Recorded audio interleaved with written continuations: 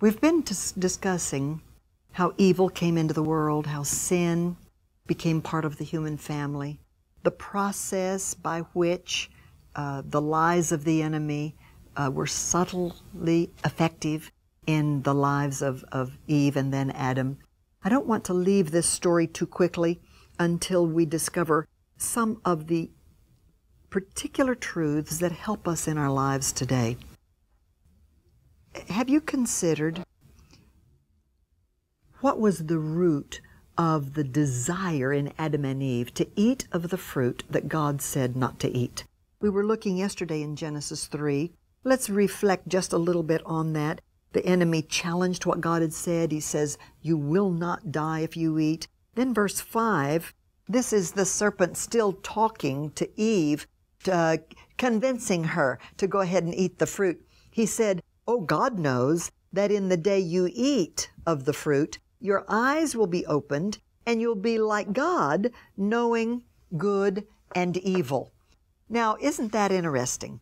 He said, if you will, go ahead and eat, then you're going to know everything. You're going to be like God, and you're going to know good and evil, and you can make your own decisions, and you can be in charge of your own life, and you will be like God to yourself. You can rule your own self. You won't have to be dependent on this God who seems to be holding out on you.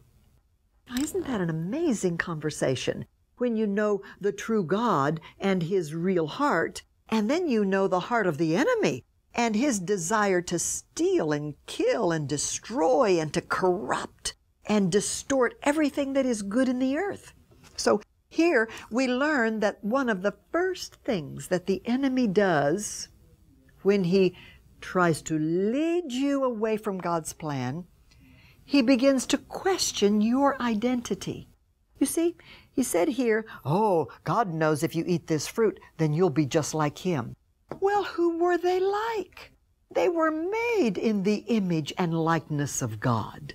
They were already as close to being like God as any other created being could be. And yet this is the thing that the enemy likes to challenge, and he does the same thing to you. Tries to put you down, make you feel that you are not special, that you're just a sinner or you're just a failure. But I'm telling you, my friend, you must choose to believe God's plan concerning you. When you come to Christ, you become like Him. You become His representative. You become a new creation. So don't believe the lie of the enemy. That's what he said to Adam and Eve. Then he says that then your eyes will be open, you'll know good from evil. This is where self-rule really comes in, because there's a tendency in people to not want to be lorded over. They want to be their own God, be in charge of their life, make all of their own decisions, know what is good and bad, and choose what they want, what makes them feel good. But you see what happens when we choose contrary to God's plan? Our choice separates us from the very things that we want and need in our lives. We're separated from His help. We're separated from His peace. We're separated from His provision. We're separated from His life. We're separated from His wholeness. We're separated from His purpose. We're separated from all the things that He created us to not only desire, but to need in our lives. So I'm suggesting that today be a day that absolutely you turn your life over to God and say, "I don't want to run my life. I don't want to run my day. I want you to be involved in every decision that I make. I want you to be my Lord. I want you to guide me. You've said if I'll trust you with my whole heart, you will guide my steps." That's what I'm going to do today.